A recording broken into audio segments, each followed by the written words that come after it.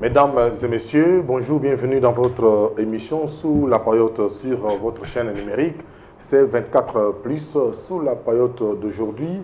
On va parler de l'émergence des provinces en général dans le deuxième quinquennat du chef de l'État, Félix Antoine Tshisekedi Tshilombo. Et on doit aussi plus concentrer notre débat, notre émission d'aujourd'hui sur l'émergence de la province du Kasaï central. Pourquoi cette province ne se développe pas? Qu'est-ce qui est à la base? Qu'est-ce qu'on peut faire? Comment réfléchir pour que cette émission et cette province du Kasaï central, une des provinces de la République démocratique du Congo, puisse émerger? Et raison pour laquelle ce plateau de C24+, aujourd'hui, on reçoit pour vous deux têtes de cette province, entre autres, honorable Daniel Mbaye. Qui est honorable Daniel Mbaye? C'est le président de l'Assemblée provinciale honoraire de cette province, député provincial honoraire, économiste de formation, un technocrate, ancien autoritaire budgétaire de la province depuis la législature de 2006. Et c'est sous ces mandats qu'on a vu naître la régie financière dans cette province du Kasaï central. Et aujourd'hui, cette province est en train de disparaître. Alors, il va nous dire pourquoi, qu'est-ce qui bloque et qu'est-ce qu'il faut faire pour que cette province puisse émerger. Il n'est pas seul sur ce plateau, il est avec Félix Kapapila. Félix Kapapila, c'est un acteur politique, un analyste politique aussi, un acteur en développement. Avec eux, ils sont sur ce plateau avec moi dans cette émission, sous la paillote. On va réfléchir avec vous. Vous savez que le deuxième mandat du chef de l'État, Félix Antoine Tshisekedi Tshilombo, a commencé depuis l'investiture du 20 janvier 2024. Et on doit réfléchir, les choses ne semblent pas tellement évoluer en bien dans d'autres provinces, surtout des provinces issues des découpages et aussi dans la province du Kasaï central. Bonjour, honorable Daniel Mbaye. Bonjour, Michel Chiyoyo. Bonjour, merci beaucoup pour cette occasion que vous nous offrez. En même temps aussi, je salue les téléspectateurs qui nous suivent par rapport à cette émission. En tout cas, toutes des bonnes choses, je vous dis merci pour l'opportunité. Merci beaucoup, Félix Kapapila. Bonjour. Merci. Bonjour, Michel. Vous êtes bien? Merci, je vais bien. Merci, Michel. Comment sentez-vous? Non, je suis à l'aise. Je suis à l'aise. C'est franchement une grâce, opportunité d'être à côté d'un doyen avec qui nous allons parler du pays et aussi de la province du Kasaï central. Merci beaucoup. Merci, je commence avec honorable Daniel Mbaye. Honorable Daniel Mbaye, le chef de l'État, a pris le deuxième mandat depuis le 20 janvier de cette année. Il y a des provinces issues de découpage qui souffrent de l'émergence. Cela veut dire quoi? Merci beaucoup. Le chef de l'État, depuis le 20 janvier, comme vous l'avez dit, c'est le jour où il a prêté serment, après l'élection de 2018, et 2023 plutôt, le 20 décembre 2023. Nos provinces, vous savez, dans toutes choses, on le fait avec l'argent. L'argent que les provinces reçoivent, c'est quoi? Le chef de l'État a signé un décret ou une ordonnance. Il y a une ordonnance justement qui donne les ressources propres aux provinces. Dans notre pays, nous avons aujourd'hui deux niveaux de finances. Nous avons les finances nationales et les finances provinciales. Les finances nationales ont leurs ressources déterminées dans l'ordonnance. Les finances provinciales ont aussi leurs ressources. Toujours, il y a deux ordonnances distinctes qui séparent les ressources. Donc, le pouvoir central est incompétent dans les matières propres des provinces. L'inverse aussi, les provinces sont incompétentes dans les matières propres au pouvoir central. Je m'explique là-dessus. Pourquoi on donne les ressources aux provinces? C'est pour que chaque province puisse mobiliser les fonds, pour lui permettre. Si on a donné au gouverneur la possibilité d'avoir le programme d'action, chaque gouverneur a ce qu'on appelle le programme d'action qui vient défendre devant l'Assemblée provinciale. L'Assemblée provinciale pose des questions et le gouverneur répond et puis on passe au vote. Ce qui permet au gouverneur d'entrer en fonction. C'est ce programme d'action-là qui permet au gouverneur. Après le vote de l'Assemblée, on dit que le gouverneur entre en fonction. Il entre en fonction par rapport à ce qu'il a mené comme matière. Alors pour maintenant occuper ces matières, on donne des ressources. L'Assemblée provinciale est là pour voter les budgets qui vont donner les ressources aux provinces, au gouverneur, ensemble avec son équipe, pour booster le développement de cette province-là. Maintenant, le pouvoir central. Parce que le pouvoir central, c'est quoi?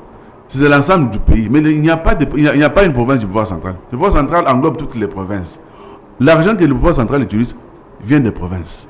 Mais comment il récolte cet argent-là? C'est à travers les régies financières qui sont implantées dans les provinces. Nous avons la DGI, DGDA et la DGRAD, qui ont des directeurs provinciaux. Ces directeurs provinciaux, la DGRAD travaille avec les services d'assiette qui sont les services de l'État. Notamment, nous avons l'urbanisme, nous avons le développement rural, nous avons ce sont des services de l'État qui sont comme services d'assiette qui donnent les matières, qui viennent auprès de la population, sensibiliser, voir ce qu'il faut trouver comme taxe là-bas, et la DGRAD vient avec des perceptions contre l'argent. L'argent va au pouvoir central, mais il y a 40% qui doivent revenir aux provinces. C'est valable pour la DGI avec les impôts et la DGDA. Maintenant, comme ce sont les provinces qui encadrent cette récolte de fonds, il y a les 40%, la loi parlait des retenues à la source. C'est là où il y a la difficulté. Mais en dehors de ces 40%, la province a ses propres fonds, ce qu'on appelle ressources propres. Le chef de l'État a signé une ordonnance où on donne aux provinces les ressources propres, ça veut dire les taxes et impôts propres aux provinces, qui n'entrent pas dans les régies financières nationales, mais qui sont gérées par les régies provinciales que nous avons créées, qu'on appelle, par exemple au Kasaï central, on appelle des GERCAC ou des GERCAS, comme chaque province a ses appellations. C'est pour donner les fonds au gouvernement afin de pouvoir répondre à ce qu'ils ont amené comme désidérata au niveau de l'Assemblée provinciale qui a voté les budgets. Maintenant, la difficulté qui se pose, c'est quoi? Toutes les provinces n'ont pas les mêmes ressources, et n'ont pas les mêmes richesses plutôt. La loi a donné les ressources qui sont générales. Il y a aussi des ressources spécifiques, chaque province. Parce que par rapport aux ressources spécifiques, j'ai eu l'avantage j'étais un ancien conseiller financier du gouverneur avant qu'il y ait des assemblées provinciales. Nous avions créé les ressources spécifiques, par exemple chez nous. On avait créé la taxe ferroviaire. Si vous regardez dans les autres provinces, ils n'ont pas cette taxe-là. Mais nous avons la taxe ferroviaire. Nous avons créé la taxe sur le produit pétrolier. C'était des taxes que nous avons créées particulièrement par rapport à notre province. C'est ce qu'on appelle les ressources spécifiques à chaque province. Donc, toutes les ressources que nous avons créées là, c'est pour que la province ait des moyens pour lui permettre de se développer. Pourtant, qu'est-ce que nous remarquons dans la pratique? Parce que les provinces qui souffrent aujourd'hui, on a toute tendance à pouvoir culpabiliser les députés, culpabiliser le gouverneur. On ne voit pas la part du pouvoir central. C'est le pouvoir central, moi je vous le dis, qui paralyse les provinces. Peut-être qu'on ne veut pas le dire clairement, moi j'ai l'occasion de vous le dire. Le pouvoir central paralyse les provinces dans quel sens? Les provinces mobilisent leurs ressources propres, n'est-ce pas? Mais le budget est voté en équilibre. Il y a les ressources que le pouvoir central communique aux provinces. On communique l'enveloppe, on dit, cette année, Kasaï central, je donne un exemple, on va vous donner, le pouvoir central va vous rétrocéder sur retenir à la, parce que normalement on devait retenir à la source. Mais comme retenir à la source pose problème, la source c'est où? La source c'est où? Quand toi tu es DGI, n'est-ce pas? Un exemple. Tu vas récolter les fonds. On dit que non, la loi dit non, 40% retenu à la source. La source, c'est là où vous récoltez les fonds. La source, c'est à la banque. La source, c'est où? Tu vois, c'est le problème. Bon, maintenant aussi, il y a les recettes qui échappent à la province. Il y a des assujettis qui émergent de la direction des grandes entreprises qu'il y a à Kinshasa. Pour avoir le répertoire ou le panorama de tous ces assujettis-là, il faut que la direction des grandes entreprises nous communique les statistiques de ceux qui relèvent à ce niveau-là. Parce que même la direction provinciale de la DGI, ça lui échappe. Toi, tu es maintenant en province comme gouverneur. Comment tu vas connaître ces gens-là? Il faut qu'on te donne des informations. 1. 2. Les 40% en question, quand on récolte, ça devient compliqué pour rétrocéder. Parce que quand on a trouvé qu'en 2007, nous avons trouvé cette difficulté-là, où on a eu à faire l'arbitrage pour dire la rétrocession va dépendre de la capacité de mobilisation de chaque province, l'étendue de chaque province et le nombre de la population. On fait ces calculs-là pour rétrocéder à chaque province. Parce qu'il y a des taxes qui posent problème et il y a des impôts qui posent problème dans la rétrocession. Je vais donner un exemple. Notre comptabilité déclarative. La direction centrale ou l'administration centrale de la DGRAD capte, quelqu'un déclare, par exemple le Vodacom, déclare ce qu'il a réalisé. L'a déclaré de manière générale pour tout l'ensemble du pays. Maintenant, comment est-ce qu'on saura Kassai central a eu autant, Kassai oriental a eu autant? Parce que la déclaration est unique. Cette difficulté-là fait qu'on met tout ça dans un panier. Maintenant, on applique les critères de superficie de la province, nombre de la population et la capacité de mobilisation pour rétrocéder. Parce que la difficulté est comment? Mais nous sommes invités par Michel Chiyoyo. Michel Chiyoyo, sa maman est à Kananga. Michel Chiyoyo est à Kinshasa. Maman demande les unités à Michel Chiyoyo. Michel Chiyoyo paye les unités ici dans une cabine de téléphone. Il donne l'argent à ces messieurs ici. Lui prend les unités, il envoie maman à Kananga. Comment vous êtes un service fiscal? Comment vous allez démontrer que non? Qui a produit l'argent maintenant? C'est Kinshasa ou Kananga? C'est Kinshasa. Comment vous allez... Non, c'est une difficulté. Mais Kinshasa, vous devez déposer l'argent ici. C'est une difficulté normale. On a consommé les unités à Kananga. Qui supporte l'impôt? C'est celui qui consomme ou celui qui dépend? Voilà la difficulté. Alors, ce qui fait qu'il y a maintenant les critères d'arbitrage par rapport au poids de capacité de mobilisation, superficie de la province et le poids démographique. Là, c'est une difficulté liée aux grandes entreprises. Non, qui échappent au contrôle des entités. Difficulté liée à la déclaration. Effectivement. Comptable. Ouais. Mais là, le pouvoir central, l'administration centrale de la DGRAD, quand quelqu'un a déclaré comme ça, la Vodacom dit cette année j'ai produit autant, par exemple. Ici, on a fait la déclaration, le fisc a pris l'argent que vous avez déclaré, il a pris cet argent-là. Or, cet argent-là n'est pas seulement pour Kinshasa, c'est pour l'ensemble du pays. Comment répartir sur l'ensemble du pays maintenant? Comment savoir qui a produit quoi? Pour savoir qui a produit plus, qui a produit moins. Deuxième difficulté. Bon, j'ai juste énuméré certaines difficultés. C'est pour arriver à asseoir mon raisonnement. Je n'ai pas encore parlé. Là, je vais demander des difficultés. Chez nous, au Kassai central, si nous avons créé, je vais arriver à ça, nous avons raisonné dans le temps, on nous traitait d'une province administrative. Nous sommes dit, comment est-ce qu'il faut faire pour que notre province ait l'argent? C'est parce que nous sommes les pionniers dans la décentralisation, nous qui avons été députés dès le début, en 2006. Nous avons dit, mais nous devons créer les ressources à cette province pour se développer. C'est comme ça que nous avons pensé, avec l'ensemble du gouverneur Kapoukou Trésor, on dit non, nous avons aussi une frontière ici.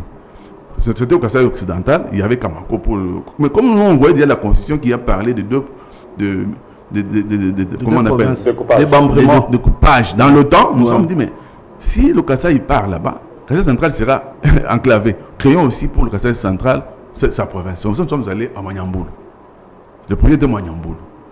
Après, quand l'autre est parti, c'est lui qui est venu à proposer aussi Kalamambouche. Mais nous, c'était quoi? Arriver à la frontière, créer les ressources. Bon. Maintenant, avant cela, comment nos opérateurs économiques travaillaient? Ils allaient acheter à l'étranger, notamment en Tanzanie, partout là-bas. Parce qu'ils viennent au Katanga, ils arrivent à la frontière. Les lois douanières disent quoi? On déclare à l'endroit de son choix. Mais on leur imposait là-bas, on dit, si vous ne déclarez pas ici, vous n'avez pas de wagon pour aller chez vous. Alors pour éviter des problèmes, nos frères déclarés là-bas, ils ont les wagons, mais ils amènent la marchandise à Kananga. Maintenant, nous, on consomme des bitoyos, on consomme des ndakala. Notre argent est resté au Katanga. Maintenant, quand on dit que Katanga produit autant, mais nous, on a produit autant, c'est parce que nos frères ont déclaré là-bas. Mais la marchandise est consommée chez nous. C'est un contentieux administratif. Parce que ne peut supporter celui qui consomme l'impôt, on a déclaré, mais nous avons consommé la marchandise. Ils le font malgré eux parce qu'ils veulent aller vite. Donc, pour éviter tout ça, on a dit, la DGRAD, qu'est-ce qu'il y a, la DGDA, comme il y a cette confusion administrative plutôt, pour éviter des problèmes, c'est le même critère de mobilisation ici, de partage sur la superficie, de poids démographique, est appliqué aussi sur cette affaire-là. C'est comme ça que le pouvoir central prend cet argent ici, retourne aux provinces comme 40%. Mais est-ce que c'est l'argent du pouvoir central, c'est l'argent des provinces? C'est l'argent des provinces parce qu'il y a des critères d'arbitrage, c'est l'argent d'intérêt commun. Chaque province encadre les régies financières, le pouvoir central doit rétrocéder cet argent pour développer les provinces. C'est comme ça que quand on traite les budgets, le ministère on envoie l'instruction en province. On dit cette année, après tout le calcul, la province va recevoir 12 millions de francs par exemple. Un exemple. Maintenant, on fait les budgets par rapport aux 12 millions plus les ressources propres, là, on en trouve peut-être 20 millions. On fait les budgets en équilibre, on va ériger les ponts, on va faire ceci, on va travailler la route. Mais arriver maintenant à la fin du mois, en dehors des ressources propres, comme c'est l'argent que nous récoltons nous-mêmes, maintenant l'argent qui vient de Kinshasa, là, de la rétrocession, l'argent ne vient pas. Comment est-ce qu'on va pouvoir répondre aux besoins de la population par rapport à la dépense qui est liée à cet argent-là? C'est un problème. Aussi, il y a des charges transférées dans les provinces par la loi. C'est pourquoi vous voyez notamment la santé, l'agriculture, l'environnement. Il y a des charges transférées en province. Les rémunérations de ces services-là sont intégrées dans le budget de la province. Dans l'enveloppe qu'on communique là. Alors, après la paye normalement, il y a ce qu'on appelle le manque à gagner, ou on appelle le fonds indûment payé, qui doivent normalement rester en province. Mais non, avec la bancarisation, ça ne reste pas en province. Les banques récupèrent, ça rentre à Kinshasa. Il y a une confusion. Maintenant, le budget est déséquilibré dès le départ. Comment les provinces vont réaliser cela? C'est comme ça que ça pose problème. Mais chaque fois, quand ça pose problème, les provinces ont fait ça. On ne voit pas cette difficulté. On vise mal les provinces, il y a tel n'a pas bien travaillé, il y a l'instabilité. Non, il y a l'argent qui rentre à Kinshasa. Est-ce que vous suivez bien la difficulté? Vous voyez les dépenses. Les dépenses ne peuvent pas être... chaque dépense, il y a une recette. Est-ce que les recettes sont arrivées? Quand on fait l'assignation budgétaire. Non, on a déjà fait ça, on a équilibré les dépenses et les recettes, on a envoyé, mais dans la réalisation... Au niveau de l'exécution... Ça pose problème. Quand on va faire les rapports d'exécution budgétaire en mois de mai, c'est ça le vrai budget de la province à ce moment-là. Vous allez voir l'écart. Est-ce que le pouvoir central a rétrocédé au mois de janvier? Ce qui était prévu, vous verrez que peut-être 10% qu'on a rétrocédé. Maintenant, les dépenses sont restées fixes. La population pleure, mais l'argent n'est pas arrivé. Bon, dans votre temps d'antenne, honorable Daniel Mbaye, vous avez dit que c'est le pouvoir central qui paralyse des provinces. Non, en partie. En partie. Sur le plan financier. Sur le plan financier, voilà. Dans le cadre de mobilisation de recettes. Oui, la rétrocession de ce que les provinces doivent recevoir pour répondre au plan d'action présenté à l'Assemblée provinciale. Dans votre qualité d'un ancien autorité budgétaire, vous avez parlé de la capacité de mobilisation des recettes au niveau des provinces. Qu'est-ce qui est à la base de l'incapacité de mobilisation des recettes? Oui, à ce niveau-là aussi, maintenant, au niveau des provinces, il y a l'expertise qui peut manquer dans la mobilisation des recettes. Il y a l'expertise qui peut manquer. Parce qu'il y a des taxes. Je vous donne l'exemple. Il y avait une taxe avant. C'était l'impôt avant. Taxe sur la concession minière hydrocarbures. C'était un impôt. Après, c'est devenu une taxe. C'était cette taxe-là, ou l'impôt, dans le temps, c'est la DGI qui avait l'expertise. Quand on a rétrocédé à 100% aux provinces, il y a des provinces qui ne mobilisent pas ces taxes-là. Il y en a d'autres, il y a beaucoup de taxes non activées. Ça échappe à cause de l'expertise. On se contente toujours des petites taxes qui sont journalières. Mais il y a des taxes qui ne sont jamais été activées. 2. Donc c'est ça qui fait que les provinces n'arrivent pas peut-être à mobiliser les fonds sur leurs ressources propres pour pouvoir leur permettre de travailler. Ils sont là, oh non, on n'a pas rétrocédé, nous n'avons pas travaillé. Maintenant, eux se basent sur la rétrocession, qui ne vient pas. Alors ils ont d'autres ressources ici à mobiliser. Qui peuvent être activées davantage. Voilà, pour leur permettre de faire quelque chose. Mais chez nous, le département du Conseil central, chez nous, nous avons un problème.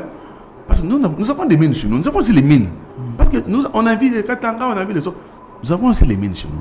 Dans le temps, j'avais initié un truc sur l'Amiba, qui a une grande superficie au Kassai occidental dans le temps. On avait voulu voir clair aussi sur les mines. Parce que l'Amiba gardait nos terres, signait des contrats d'amortissation avec certaines entreprises qui exploitent. On laisse des trous, mais l'argent est parti, la province ne reçoit rien. Nous avons dit non, on doit appliquer les plans d'atténuation de l'environnement. Quand vous exploitez, vous nous laissez quelque chose par rapport à le tout que vous avez créé. Il faut compenser les dégâts que vous avez causés sur l'environnement. C'est ce qui a fait qu'il y a eu une émission dans le temps. Même quand vous avez appris, peut-être, il y en a qui disaient non, on devrait même bail, ils devaient prendre l'argent à l'Amiba. Mais ils ne comprenaient pas ce que c'était la mission. J'ai compris que les gens n'avaient pas la bonne information. Et l'Amiba avait libéré les mécanismes de compensation. Les députés, nous avons fait, ça va mener notre débat. Nous avons fait le travail. L'Amiba s'était réfugié derrière le... Non, ils ont parlé d'efforts de guerre et tout ça. Nous avons exemplé beaucoup d'années. Nous sommes sur une période où on a fait des calculs. Il y avait l'argent à donner à la province. Mais il y a eu certaines choses Mais nous avons un problème pour que nous puissions aussi créer aussi les mining chez nous. C'est pourquoi nous avons pensé dans le temps, on a fait pression sur le pouvoir central qui était là pour nous construire le barrage Praten dans le temps. C'était parce que quand on a du courant, ça nous permet qu'il y ait des investisseurs qui vont venir pour exploiter les mines. Ils auront besoin du courant pour exploiter maintenant les mines. C'est ce qui va faire qu'on aura un surplus sur les ressources propres. Si vous voyez, quand on parle là-bas, tout comme ça, mais ils le font avec quoi? Ce sont les ressources propres parce que les mines donnent le moyen à la province, même si la retraite n'est pas là, avec les ressources propres, on fait quelque chose. Nous devons aussi faire ça. Nous avons les mines. On peut aussi faire le nouveau sondage pour savoir qu'est-ce qui reste, qu'est-ce qu'il y a là. Nous avons nickel chrome avec Caledonia qui avait certifié ça dans le temps. Il y a une bonne concentration à Kambundi. Il y a d'autres mines aussi, il y a d'autres minéraux. Mais si on a du courant, il y a le droit d'exploiter et faire des chez nous aussi. Nous sommes une zone minière. C'est pourquoi vous voyez, nous battons toujours, on parle du courant. C'est pas pour rien, c'est pour nous permettre aussi de créer des mining chez nous.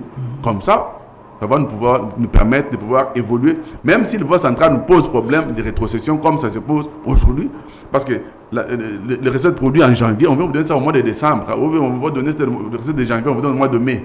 Mais en janvier, février, qu'est-ce qu'on va faire en ce moment-là? Parce que la population attend tous les jours. Donc il y a ces problèmes-là. Qu'on arrête, parce que chaque fois, on fait des matraquages sur les provinces, on dit, ils n'ont rien fait, ceci, c'est là. Sans argent, on ne peut rien faire. Même vous là, si vous n'avez pas d'argent, vous n'allez pas construire votre maison que vous aimez tant à construire.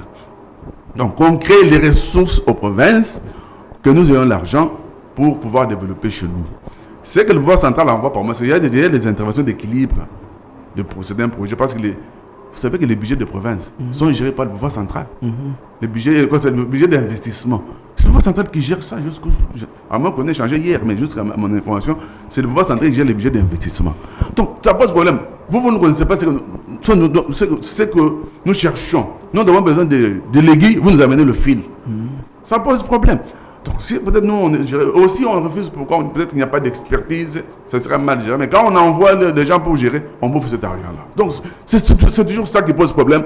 Mais au finish, on condamne, comme va dire M. Chioui, pourquoi nous ne savons pas développer notre province. Il y a beaucoup de difficultés, quelques-unes, je les ai énumérées, mais c'est trop. Comment faire maintenant pour arriver aux solutions? Peut-être avec le temps, comme on sera encore ensemble avec vous, on pourra donner certaines pistes de solutions. Merci beaucoup. Nous prenons Félix Kapapila en tant qu'un acteur en développement. Pourquoi la province centrale n'émerge pas? Et qu'est-ce qu'il faut pour que cette province puisse émerger sous le deuxième mandat de Félix Antoine Tshisekedi, Tshilombo chef de l'État? Merci beaucoup Michel Chioui pour la question. Elle est cruciale.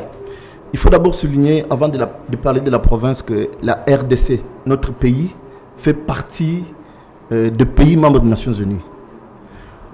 RDC, en tant que pays membre des Nations Unies, a souscrit à un engagement international qui s'appelle l'Agenda 2030. Et comme vous le savez, à chaque 20 ans, l'humanité, à chaque 15 ans, pardon, l'humanité passe d'une ère du développement vers une autre. Ça, c'est au niveau des Nations Unies où on finit les recadrages ou les traces ou les couloirs du développement pour l'humanité. Et aujourd'hui, pas seulement aujourd'hui, reculons un peu, il y a 15 ans, on était dans ce qu'on appelait les OMD. Les OMD, c'était les objectifs millénaires du développement. Ils ont commencé de 2000 à 2015. Et cet agenda, de 2000 à 2015, a échoué. Parce qu'il a échoué après l'évaluation, on a constaté que les indicateurs n'ont pas été réalisés comme prévu et il faudrait réfléchir davantage. C'est ainsi que les OMD qui avaient 8 objectifs vont donner naissance à ce qu'on appelait l'agenda 2030, ce qu'on appelle actuellement les ODD, avec 17 objectifs et 243 indicateurs. Voilà le moule ou le plan sur lequel la RDC a souscrit pour pouvoir rouler le développement du pays. Et cet engagement que la RDC s'est engagé, pas seulement au niveau de Kinshasa, mais au niveau du pays. Voilà pourquoi, en 2018, j'étais encore directeur du cabinet au ministère du Plan. La province du Kasaï central, notre province, a été choisie par les Nations Unies comme province pilote pour pouvoir impliquer le plan du développement conçu par les Nations Unies. C'est ainsi qu'à partir de 2018, on a mobilisé tous les acteurs du développement de la province. Les politiciens, les enseignants, les commerçants, les trafiquants, les agriculteurs, tout le monde a été mobilisé pour qu'on identifie, qu'on pose ce qu'on appelle les diagnostics. Parce qu'avant de résoudre les problèmes, il faut d'abord identifier les pesanteurs. On a mobilisé tous les acteurs, on a posé les diagnostics. Bien sûr, les fonds étaient donnés par PNUD. Les gens sont partis dans tous les territoires, dans tous les secteurs, dans tous les secteurs, dans tous les groupements, pour voir quels sont les vrais problèmes au niveau de la base, dans tous les aspects de la vie, bien sûr.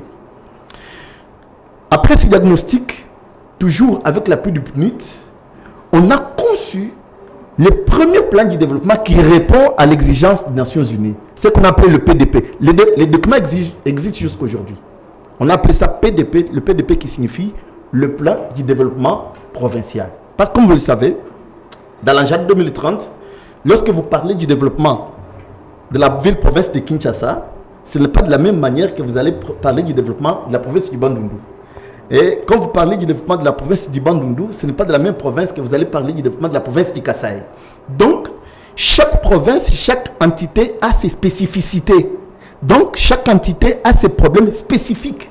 Pour chez nous, les objectifs ou les indicateurs prioritaires ont été priorisés.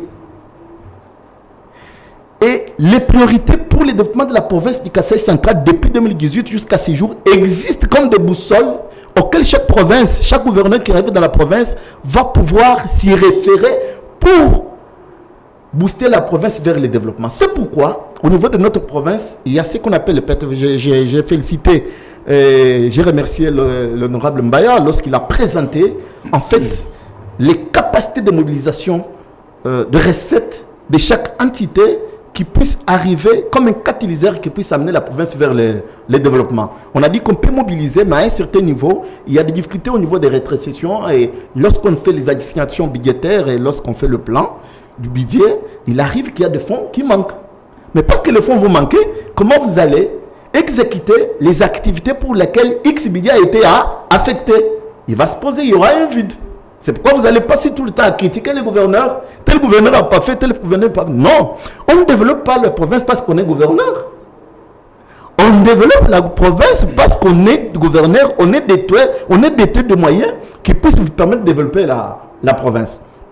Alors, au niveau du PDP, que nous avons appelé plan de développement provincial, qui rime bien sûr avec l'agenda 2030, auquel les PTF, bien sûr, dans la capacité de mobilisation, il y a les apports, il y a la capacité locale de mobilisation des recettes, il y a l'intervention au niveau national, mais il y a aussi l'apport des PATEF. Le PATEF, c'est le partenaire technique et financier.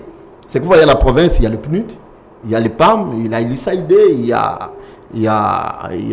la FAO, il y a bien plus de partenaires parce que chaque partenaire actuellement, au niveau des Nations Unies, est concerné par un objectif. Exemple.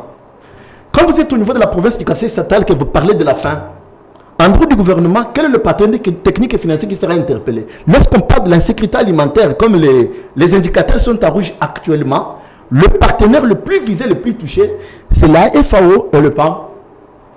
Parce qu'au niveau de l'agenda 2030, où il y a 17 objectifs, les deuxièmes objectifs dit fin zéro d'ici 2030. Voilà les ambitions des Nations Unies par rapport à la faim. Mais pendant que les autres réfléchissent pour amener la faim au seuil hors de nuisance, donc à zéro, mais chez nous, Michel, je vous informe que les indicateurs dans la province du Kasaï central, par rapport à l'insécurité alimentaire, nous sommes à 50% de malnutrition. C'est-à-dire qu'au Kasaï central, un ménage sur deux est dans l'incertitude de manger quand il fait jour. Et c'est inacceptable au XXIe siècle finissant. Et toujours par rapport à cet agenda, le premier objectif dit pas de pauvres d'ici 2030. Donc, et lorsque vous prenez maintenant cet agenda des ODD, Objectif de développement durable, et que vous êtes investi gouverneur, voilà votre boussole qui doit vous guider pour orienter la province vers le développement qui est voulu par le pays et par l'humanité. Parce que, comme vous le savez, à chaque 4 ans, l'humanité passe à l'évaluation pour dire les objectifs qu'on s'était assignés par rapport à X secteurs. Exemple, il y a l'éducation, il y a la santé, il y a l'agriculture, il y a l'économie, il y a l'environnement, il y a le tourisme, il y a l'économie, il y a l'industrie. Par rapport à tous ces objectifs qu'on s'était assignés, quel est l'objectif dont les indicateurs sont en amélioration? Quel est l'indicateur, quels sont les objectifs dont les indicateurs sont en souffrance? Et c'est en fonction de ceci, des plans que vous avez conçus pour votre province, que vous allez dire, pour mener des actions, il faut de l'énergie. Michel, chaque action, pour être menée, arriver au résultat, a besoin de tonus. Les tonus, c'est quoi? C'est l'énergie. Et quand vous gérez la province, les tonus pour mener vos actions, c'est quoi? C'est l'argent. Et lorsque vous êtes investi pour amener la province au développement, vous avez 3 stratégies de mobilisation ou 3 stratégies d'apport de fonds. Je les ai soulignés tantôt. Nous avons votre capacité interne de mobilisation, vous avez l'apport ou l'appui du gouvernement central et vous avez l'appui de PTF. Et au niveau de notre province, il y a aussi beaucoup de problèmes avec le PTF. Le PTF, c'est qui? C'est le parti technique et financier. Beaucoup de millions arrivent en province. Il y a cette notion que j'ai développée chez nous, au niveau de la province du Kassai central, c'est que j'ai appelé la disponibilité des ressources et la non-accessibilité. Exemple, X partenaires vous arrivent avec des millions. Nous sommes venus avec X projets qui a par exemple 500 millions de dollars. Les 500 millions de dollars sont disponibles dans la province, mais non accessibles pour pouvoir impulser le développement que le peuple est en train d'attendre. Et pour y arriver, l'honorable a parlé de l'expertise. Michel, vous pouvez vous rendre compte qu'au niveau de notre province, il y a des secteurs comme le tourisme qui peuvent générer beaucoup de millions et beaucoup d'argent. Mais est-ce que des secteurs comme le tourisme et l'environnement sont gérés par des personnes nécessaires de pouvoir transformer ces services en argent ou en ressources nécessaires pour faciliter la gestion au gouverneur de province? Je vous informe. Vous êtes journaliste, il y a beaucoup de journalistes qui crient sur le gouverneur a dit, le gouverneur n'a pas fait, tout tombe sur le gouverneur, alors que le problème dans notre province, ce n'est pas nécessairement le gouverneur de province. Il y a des ministères hautement techniques auxquels, au niveau de la province, vous trouvez qu'il n'y a pas de l'expertise. Vous exportez cette expertise. Vous dites, attention, vous voulez mettre tel ministre sur ceci. Est-ce qu'il a l'expertise nécessaire? On vous dit qu'une bonne femme ne peut donner que ce qu'elle a. Mais un animateur ne peut donner que ce qu'il connaît. Je ne sais pas venir ici critiquer le ministre et les membres du gouvernement, bien même je suis parti, moi j'accompagne le gouvernement qui existe. Quand je parle de la province, c'est sûr, nous ne parlons pas seulement de la province du Kassai central, nous parlons bien sûr du pays, mais il faut voir beaucoup d'animateurs.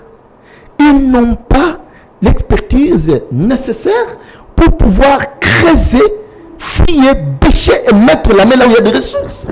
En vous écoutant, Félix Kapapila, vous êtes de ceux qui disent aussi, comme a dit Honorable Daniel, qu'il y a d'autres domaines sur le plan financier, les pouvoirs centraux paralysent les provinces.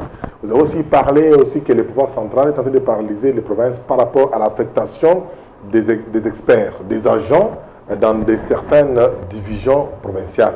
Vous êtes parti de ODD, Objectif Durable, vers le programme de développement de la province. Ouais. Vous avez constaté qu'il y a une faiblesse dans la mobilisation des recettes et une faiblesse dans l'apport du gouvernement central. Qu'est-ce que vous avez fait au niveau des partenaires techniques et financiers, vous en tant qu'acteur en développement? Oui, merci beaucoup. Moi, en tant qu'expert en développement, ce que nous avons fait, on a mené un grand combat et ce combat n'a pas commencé aujourd'hui parce que vous savez, moi je suis en province, maintes fois j'ai géré la province avec les décideurs. J'étais toujours à côté des dirigeants en tant qu'expert. Merci pour la question. Ce qu'on a eu à faire, on a créé ce qu'on appelle cadre de concertation, où il y a des réunions qui se tiennent entre les dirigeants et les partenaires techniques et financiers pour faire ce qu'on appelle la cartographie des interventions. Avec mes réflexions dans les temps, la province du Kassai central était capable de faire la traçabilité des projets qui sont... Donc, avec mon expertise, avec mon apport, on était capable de répondre à la question de savoir combien de projets les partenaires techniques et financiers ont amené au jour d'aujourd'hui dans la province du Kasaï central. Et ces projets interviennent dans quel domaine et sur quel espace? Ça, on a fait. Où on a fait un grand travail de coordination pour dire, pour éviter, parce qu'on a été parti d'un constat, quels étaient ces constats? Il y avait chevauchement d'intervention d'activité. Félix Kapapila vient, il intervient à Chibamboula dans le cadre de la lutte contre la malnutrition. Je viens avec le monsieur PTF, c'est un exemple que je prends. Je viens avec des millions, je pars, j'ai choisi Chibamboula comme zone d'intervention.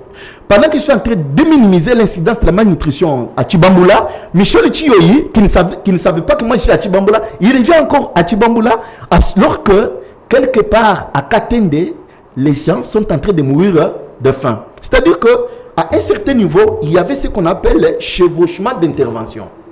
Dans une même zone, vous trouvez 3, 4, 5 partenaires techniques, financiers qui interviennent, alors que d'autres zones n'ont pas d'intervention. Alors, pour départager et résoudre ces problèmes, c'est ainsi qu'on a fait la cartographie des interventions de tous les partenaires techniques et financiers. Et au-delà de ça, il y a ce qu'on appelle les consortiums. Donc, on a remis les ONG locales, le partenaire technique et financier, dans les regroupements des réflexions qui sont pour les uns mensuels et pour d'autres semestriels. Donc, les structures qui ont presque des objectifs similaires se rencontrent ensemble pour réfléchir et se départager les zones d'intervention. Exemple, dans le domaine de la sécurité alimentaire qui est piloté par PAM et la FAO, il y a un outil d'identification et d'alerte qu'on appelle les IPC. Les IPC, c'est une application qui vous permet d'identifier la zone qui y a un taux de malnutrition ou le taux d'insécurité alimentaire le plus élevé. C'est pourquoi quand les partenaires techniques et financiers interviennent dans notre province, par exemple, vous avez FAO, on donne les vivres, on va donner dans telle zone de santé ou telle aire de santé, ce n'est pas au hasard. C'est parce que ces interventions ont été orientées par les IPC qui a dit attention, au vu des X, Y indicateurs, telle zone de santé est dans une phase d'urgence. Il faut urgemment intervenir, pas avec les champs, mais d'abord avec les vivres. Parce qu'avant de faire les champs, il faut que la situation soit stabilisée. Pour stabiliser la situation, il faut apporter à manger et de nourriture à la population pour que cette population, après la nourriture, qu'elle puisse renforcer ce qu'on appelle la capacité de résilience. Et je m'en vais encore, Michel, pour vous dire, parmi les difficultés auxquelles nous sommes en train de décrire ici, je veux dire ceci, Michel. Ne pas reconnaître que la province est en train d'avancer, c'est aussi méconnaître la réalité des choses. Nous ne sommes pas là où nous étions il y a 15-20 ans. Il y a eu beaucoup d'avancées. Et d'ailleurs, vous êtes journaliste, à désir comprendre, le narratif a changé. Dans le temps, il y a eu un mécontentement qui a soulevé un bouleversement, un mécontentement populaire au travers des leaders qu'on appelait Kamwina Sapo. Et ce mécontentement était voulu, accepté par tous. Pourquoi? Parce qu'il y avait vide, il n'y avait pas d'intervention. Michel Chiyoyi, il y a 15 ans, 20 ans, au Kasaï central, on ne parlait pas de projet. Lorsqu'on allait inaugurer une salle de toilette publique, il y avait des logos là-bas, soit c'est PNUD, soit c'est ici. Mais aujourd'hui, le narratif a changé.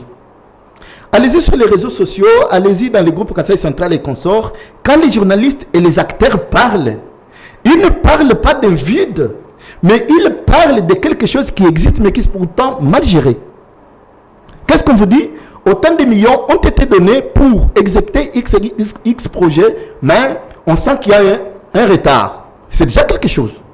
C'est-à-dire qu'à un certain niveau, on est en train d'exécuter, mais peut-être pas comme il se doit. Aujourd'hui, il y a beaucoup d'avancées au niveau de la province. Il y a dans les groupes Kasaï central, qui est un groupe, je ne sais pas faire la publicité ici, un groupe de référence pour la province Kasaï central, il y a quelqu'un qui a reconnu qu'actuellement, on sent que dans beaucoup de domaines où ça n'a pas marché, mais sur les domaines sécuritaires, il y a beaucoup d'avancées. Mais attention, la sécurité des personnes et de leurs biens ne peut pas s'améliorer sans qu'il y ait des interventions secondaires, notamment la lumière. Mais s'il n'y a pas la lumière la nuit, comment vous allez gérer les gens? Mais si à un certain niveau, on a eu à chasser les ténèbres dans la province, peut-être à 30, 40%, donc c'est des avancées qu'il faut reconnaître. Merci beaucoup. Et je vous en prie, Michel, je vais chuter par ceci. Ce que je dois demander aux acteurs et à ceux qui dirigent et à ceux qui analysent, c'est que peu importe nos divergences, mais nous avons notre dénominateur commun. Notre dénominateur commun, c'est quoi? C'est la province du Kasaï central. Et tout le monde veut que cette province avance. Et l'avancée de cette province n'a pas besoin que de l'argent. Et l'avancée de cette province n'a pas besoin que de la volonté. Et l'avancée de cette province n'a pas besoin que de l'expertise. L'avancée de cette province a besoin de la combinaison de toutes les énergies et de tous les paramètres nécessaires pour que la province puisse partir de l'avant. Merci beaucoup. Honorable Daniel Mbaye, vous avez, en tant qu'intechnocrate, en tant qu'un ancien budgétaire, autorité budgétaire de la province, vous avez créé des taxes, vous avez donné les meilleurs de vous-même, mais la province n'émerge pas. Dans ce deuxième quinquennat de Félix Antoine Tshisekedi Tshilombo, s'il vous est demandé de parler pour la province devant le chef de l'État, vous allez commencer par quel point pour relever le niveau? Merci. La province, pour son décollage, je vous ai dit que nous avons deux niveaux de ressources. Il y a les recettes qui sont données par la province elle-même. À ce niveau-là, d'abord, la province doit être capable de mobiliser les fonds qui proviennent de ses propres ressources, du CD pour son développement. Faisons d'abord semblant à la rétrocession. Qu'on arrive à pouvoir activer toutes les taxes ou impôts qui vont pouvoir donner de l'argent à la province pour se développer. Et c'est le travail de qui? Ça, c'est le gouvernement provincial. Mais le gouvernement provincial doit faire très attention. Vous savez, nous avons le même service d'assiette avec le pouvoir central. La DGRAD a comme service d'assiette l'administration publique. La province a comme service d'assiette l'administration publique. Vous allez trouver le même service. Je prends par exemple l'environnement, un exemple. L'environnement a des taxes, a de nomenclature de recettes. On vous dit, le même agent, quand il va chez Michel Thiyoyi, Michel Thiyoyi a, un exemple, un moulin, n'est-ce pas? Le moulin. Qu'est-ce que la loi dit? La nomenclature de recettes, on dit, le moulin là, quand on travaille, il y a les huiles qui tombent sur le sol. Qui vont polluer. Ça pollue la terre. Il y a la farine qui tombe aussi. Il y a la fumée. Le même moulin là, il y a un moteur qui pète en l'air. La fumée monte. Maintenant, toi, tu es agent de l'environnement. Tu viens là-bas pour pouvoir capter les recettes de la province. Qu'est-ce que tu fais? Le même agent là, il va parce que la loi il dit quoi? Quand le moteur la pète en l'air, c'est pour cette recette-là et pour le pouvoir central. C'est pour la pollution. La pollution en l'air. Ouais. Mais là, le même moteur là, quand il jette les huiles au sol, c'est pour la province. Donc, si l'administration provinciale n'est pas douée, l'agent là va pouvoir prendre la ressource qui est de la province et donne à la DGRAD. Voilà. La province échoue là-bas parce que l'argent pose problème. Notre administration, qui sont aujourd'hui, parce qu'on oublie cette dimension-là. L'administration, c'est la cheville. Qui anime l'administration au niveau provincial? Les anciens huissiers, les anciens qui montent parce que tel est décédé, oh non, il fait l'intérim. Le pouvoir central, les gouverneurs de province n'ont pas l'œil regardant à ce niveau-là. Qui est administratif dans telle division? Est-ce que la personne est capable de pouvoir vous aider? Vous êtes une division technique, mais qui anime cette division? Vous trouvez pas que ce sont les anciens? Non, le chef de division est décédé, c'est un autre quota. Non, c'est lui qui doit faire l'intérim. Mais il a quelle capacité? Parce que c'est lui qui doit vous aider par rapport à l'interprétation, par rapport aux normes. Donc on doit faire très attention à ce niveau-là de l'administration locale dans le temps. Les chefs de division n'étaient pas n'importe qui. Les chefs de division n'étaient pas n'importe qui. Toi-même va vérifier. Aujourd'hui, tu vas voir, c'est l'ancienneté qui compte, pas la qualité. Ça pose problème justement par rapport aux recettes, comme je vous ai dit là. Deuxième chose, le pouvoir central, on a décentralisé, on a donné les charges, certaines charges aux provinces, on a gardé l'argent.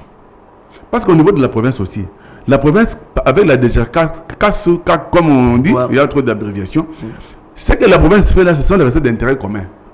Normalement, la province devait aussi rétrocéder aux territoires, aux communes et secteurs. Dans des JACAS.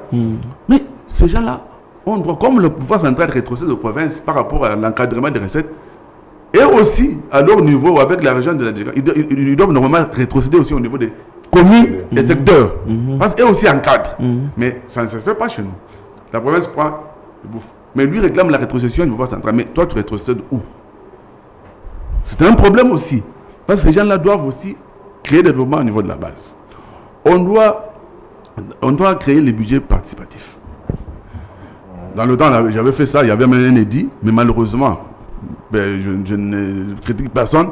Il y a eu certains collègues qui n'avaient pas compris cette dimension des choses, n'ont pas eu à voter parce qu'ils ne comprenaient pas. C'était resté. Je pense que la matière est tellement grande, mais vous pouvez chuter dans une minute. Oui, bon, pour chuter, parce que c'est une matière de développement comme vous l'avez souhaité. Nous voulons que le pouvoir central respecte le cycle régulier des rétrocessions chaque mois. Que les provinces, pour pousser le pouvoir central à mieux travailler, qu'on fasse les conciliations de comptes chaque fois avec les régies financières, dans le temps c'est chaque vendredi par exemple. Comme ça, vous savez que ce mois, cette régie a produit au moins pour le premier compte autant. Mais on ne fait plus de conciliations de comptes dans les provinces. Il y a la Banque centrale, un conseil du gouverneur ou un agent du gouvernorat avec les régies financières, DGI, DGRAL. On fait la conciliation de comptes au niveau de la Banque centrale. Aussi, le même conciliation de comptes avec aussi la DGCAS ou DGCAS, comme on a des abréviations. Ça va pousser ces gens-là à pouvoir collecter les fonds et les mettre vite en banque. Donc, la matière est abondante. Peut-être. On va avoir une autre mission. Sinon, la province peut se développer avec Michel Thioye, avec mon frère, avec moi-même. Dans l'unité. Dans l'unité, avec les ressources, sans argent, vous ne ferez rien. On va toujours crier. Il n'y aura pas quelqu'un avec la baguette magique. Félix Kapapila, acteur en développement, un message qui peut aider le deuxième quinquennat du chef de l'État à pouvoir faire émerger la province du Kasaï central. Dans une minute, parce que nous sommes déjà à la fin. Oui, vous m'aviez parlé au téléphone des 100 jours. Attention, les 100 jours actuels ne sont pas à confondre avec les 100 jours d'alternance.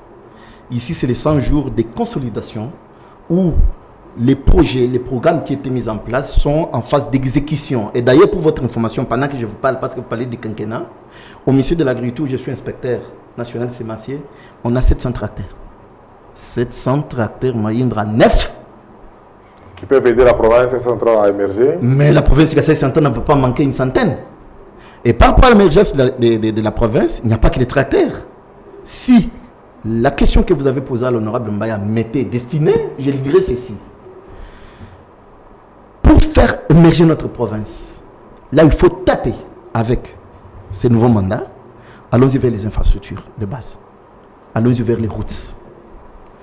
Lorsque nous allons désenclaver notre route, les restes des secteurs vont se réveiller et l'émergence va être possible. Merci, mesdames et messieurs. Nous sommes arrivés à la fin de votre magazine sous la paillote sur votre chaîne numérique C24. On recevait pour vous ce plateau de C24+, honorable Daniel Mbaye, un président de l'Assemblée provinciale honoré du Kasaï central, député provincial depuis la législature de 2006 jusqu'à 2018, économiste de formation, technocrate, ancien autorité budgétaire de la province. C'est sous son mandat qu'il y a eu la création de la BMR. Il n'était pas seul, il avait comme co-débatteur Félix Kapapila, un acteur politique, un acteur en développement. On a décortiqué avec eux comment le deuxième quinquennat du chef de l'État, Félix Antoine Tshisekedi Tshilombo, peut émerger des provinces d'une manière générale et aussi émerger la province du Kasaï central. On prend rendez-vous avec vous prochainement et pour le moment, au revoir.